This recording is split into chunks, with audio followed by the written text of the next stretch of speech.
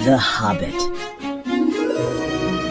or There and Back Again, by J.R.R. Tolkien. Learning English through reading, for beginner. Chapter 1. About Hobbits. Many ages ago, before man recorded his history, it was the time of Middle-earth, when man lived together with elves, dwarves, wizards, goblins, dragons, and hobbits. In the lands of Middle-earth, in a region known as the Shire, there was a village named Hobbiton. There, in a hole in the ground, lived a hobbit. It was not a dirty, wet hole filled with insects and a bad smell. It was also not a dry hole with sand on the floors and nothing to sit down on or to eat. It was a hobbit hole, and that means comfort. Everyone knows that hobbits are small, quiet creatures. They live small, quiet lives in comfortable homes underground. They never, ever visit the world outside. And they certainly never go on adventures. But this is the story of a very special hobbit. A hobbit who went on an adventure. And what an exciting adventure it was. His name was Bilbo Baggins.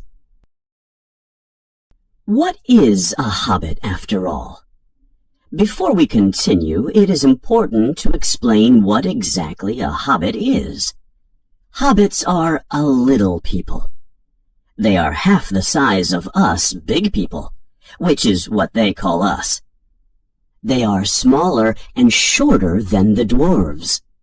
Dwarves have very long beards. Hobbits do not have beards.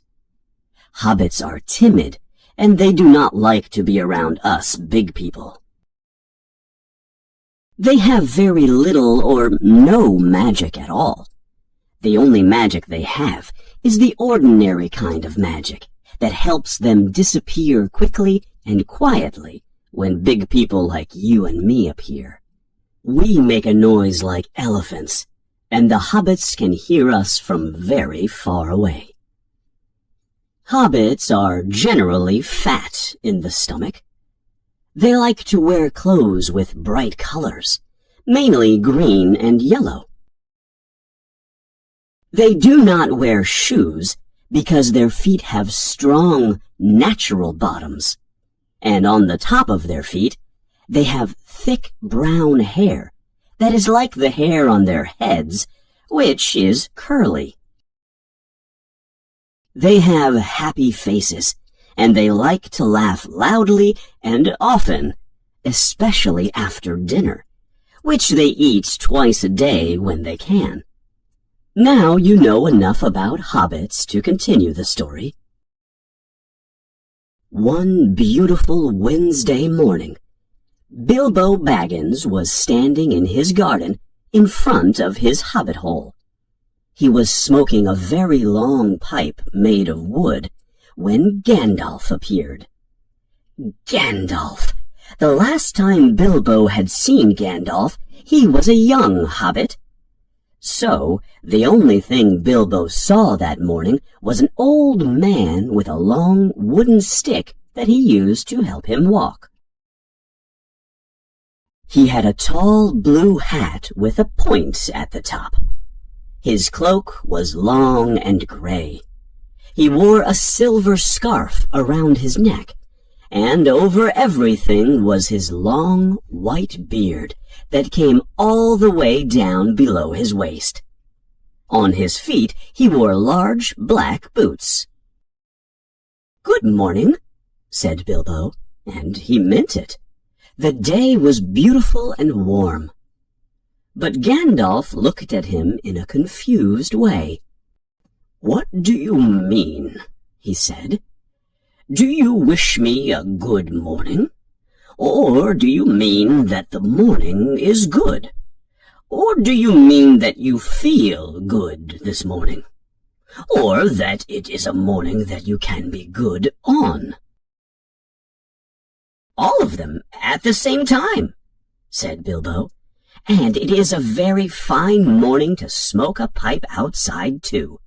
If you have a pipe, sit down and I will give you some of my tobacco. There's no hurry, we have all day." Then Bilbo sat down on a seat by his door and blew a beautiful gray ring of smoke that floated up into the air and flew away over the hill. "Very pretty," said Gandalf, "but I do not have time to blow smoke rings this morning.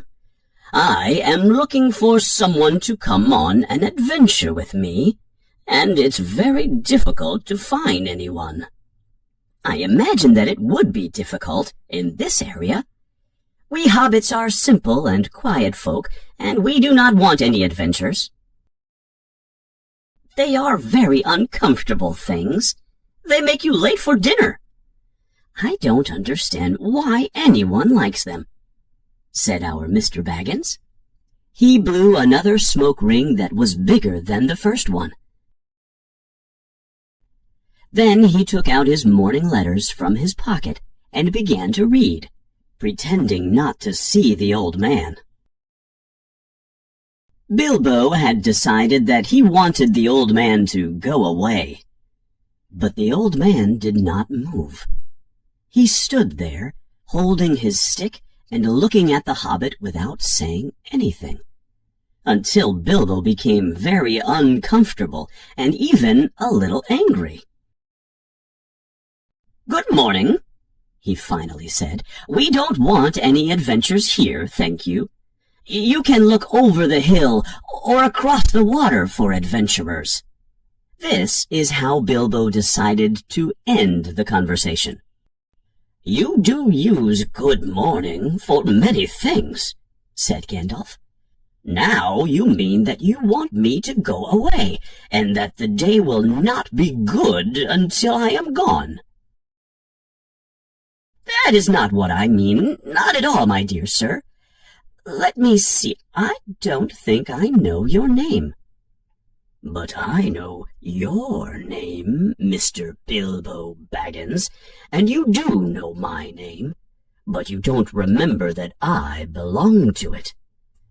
I am Gandalf, and Gandalf means me." "Gandalf!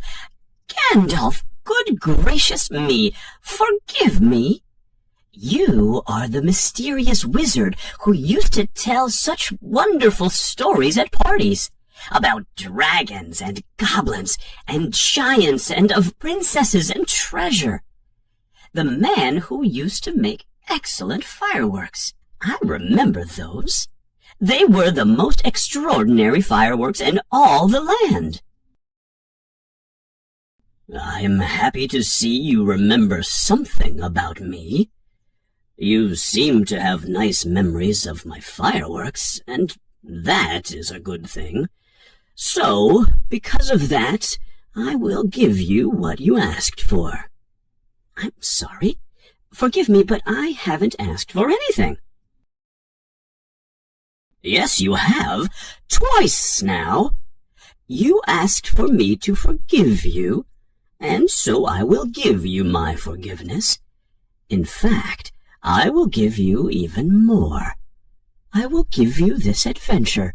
It will be very amusing for me, and very good for you, and profitable too, if you return from it." "Sorry, I don't want any adventures, thank you. Not today. Good morning. But please come to tea, any time you like. Why not tomorrow? Come tomorrow. Goodbye." Bilbo turned around and went into his hobbit home as quickly as possible, without seeming rude. Wizards, after all, are wizards, and you do not want to make them angry. "Why did I ask him to come to tea?" he asked himself.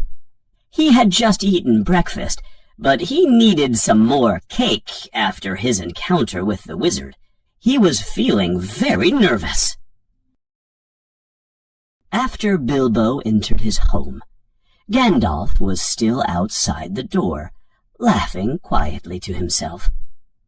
After some time, with the point of his staff, he marked Bilbo's beautiful green door with a strange symbol. Then he walked away. At that same time, Bilbo ate his second piece of cake and was feeling like he had escaped adventures.